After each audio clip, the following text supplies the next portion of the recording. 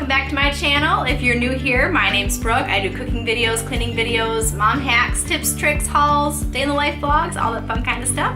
So if you like that kind of video, please go ahead and hit that subscribe button down below. I decided today that I am going to tell you my birth story for my firstborn daughter, Ava. She is 11 years old. Before I get started on this though, I need to do a disclaimer for my new subscribers because a lot of you don't know, Ava is actually my daughter from a previous marriage and her dad has actually passed away.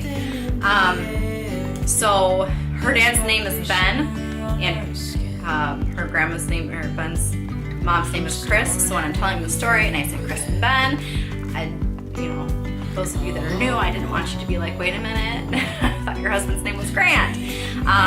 So yeah, if I start getting teary, I shouldn't, hopefully, but if I do, I might cut this and there might be pieces because y'all don't need to be seeing it. It's a hot mess. Anyway, let's get on into it. Okay, so Ava's due date was June 15th, and that was the last teacher work day for me. I was teaching down in North Carolina at the time, and I knew that I wasn't going to be down there the next school year because Ben and I had discussed wanting to be back up in Michigan by family, especially since we would be having a new baby. So I let the school know that I wasn't going to be there because my mom and Chris were coming up to visit. So, I wasn't going to be there. I had my classroom already all cleaned out. There was no reason for me to be there. So they were okay with that.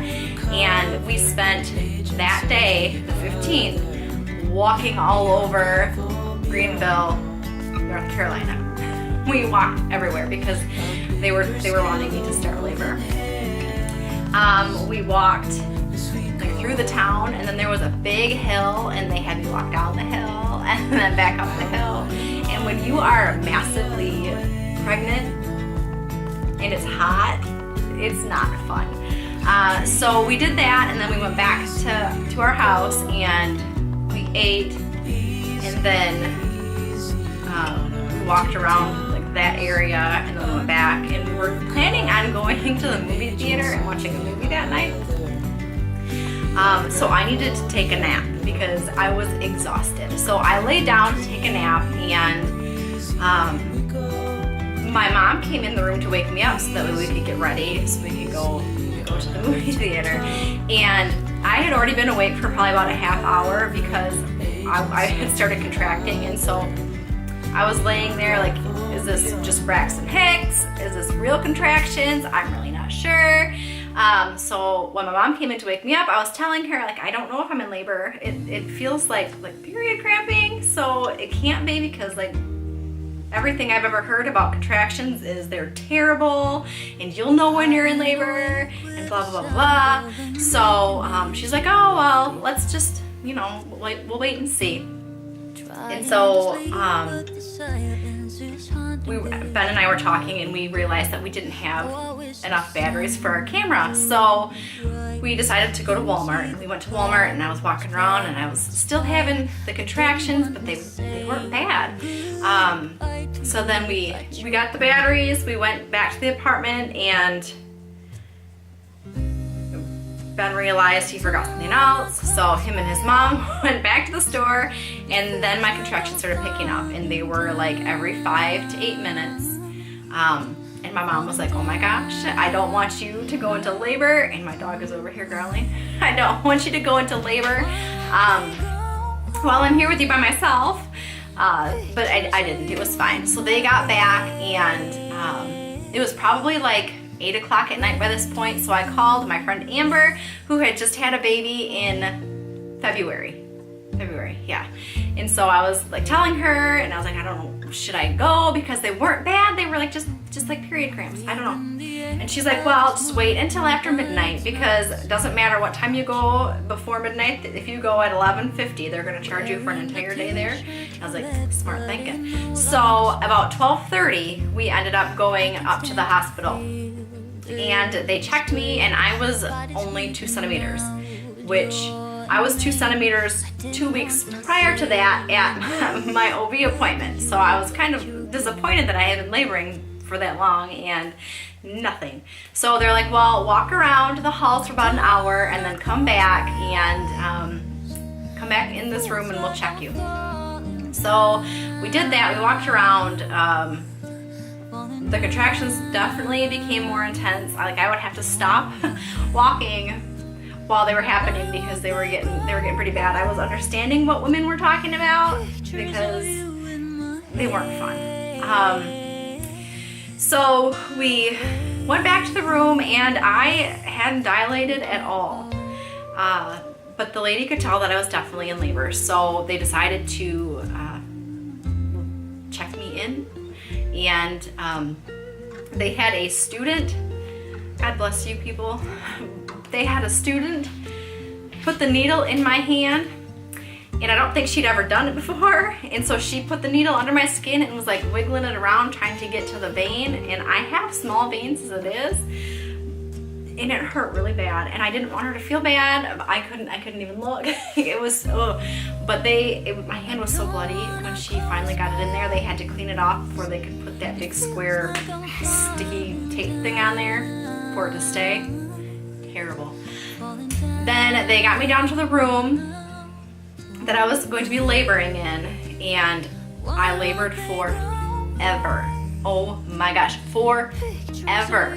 I finally got to 3 centimeters and I was like, woohoo! And they're like, you can't have an epidural until 4 centimeters. I was like,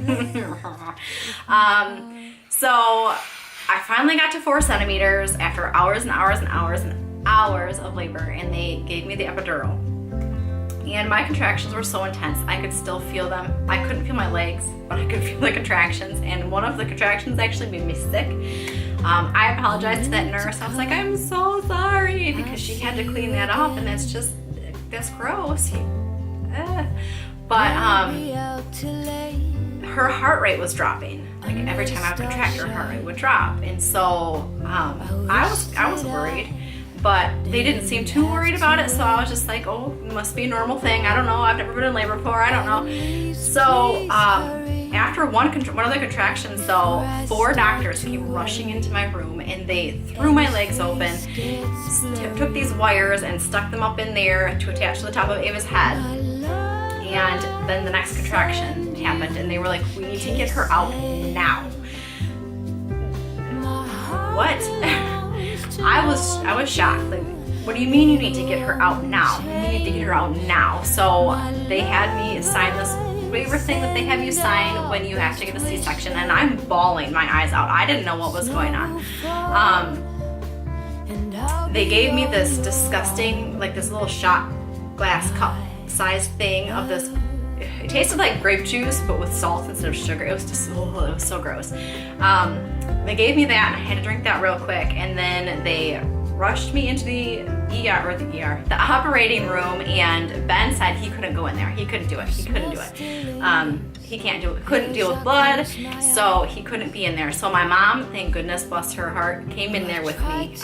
She was actually happy about that because she wanted to be in the room when her first ever grandchild was born. So they had me in the operating room, and they had my arms strapped down, and I'm like shaking. I couldn't stop shaking. I was just like, my body was just shaking, and I said, why am I shaking? And the guy is like, oh, you're just going into shock. Like, it was no big deal. I'm like, I'm going into shock, and he's like, oh, you're just going into shock. So I'm like, I'm gonna throw up. I think I'm gonna throw up. And he's like, you can't throw up. And I said, I think I'm gonna throw up. And he said, you can't. You took that shot, that like casino. I said, I think I'm gonna throw up. He's like, you can't. Well, I ended up throwing up. Like, you can't tell somebody that's going to throw up that they can't throw up. So I ended up throwing up. I don't know who cleaned that up because it was all like a big blur. But they took her out. And her cry, like, oh, when you think there is something wrong with your baby and you hear their cry, it is just, I cried. I actually cried for all 3 of my children's first cry, but hers, like, it was just such a relief to hear her cry after them being like, we need to get her out now. It turned out that the cord was around her neck, And so every time I was contracting, the contractions were pushing her down, but the cord was pulling her back up, so it was choking her. So I'm glad that they decided that they wanted to do a C-section, because I don't even want to think about what would have happened if they didn't.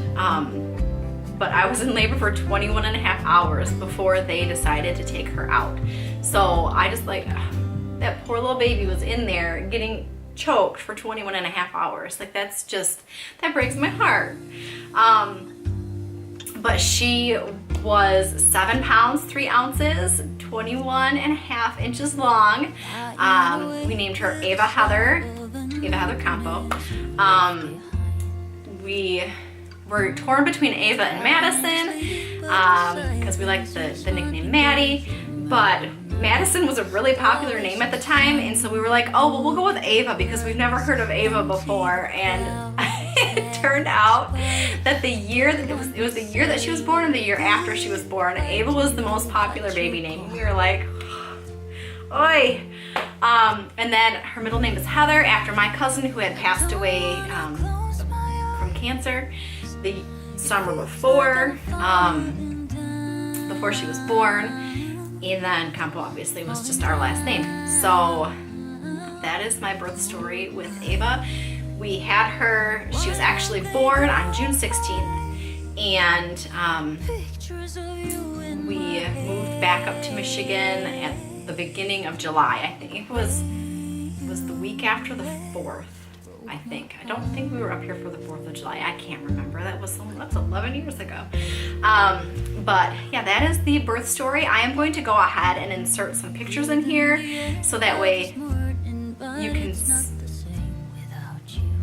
All right, my camera cut out for some reason. It said that the internal temperature was too warm. I don't know, whatever. But I was saying that I am going to insert pictures from that day in here so that way you can see Ava when she was a little bitty baby and you can feel like you were part of that day. But if you like this video, please go ahead and give it a thumbs up, and don't forget to subscribe down below if you like cleaning videos, cooking videos, mom hacks, tips, tricks, vlogs, hauls, all that fun kind of stuff.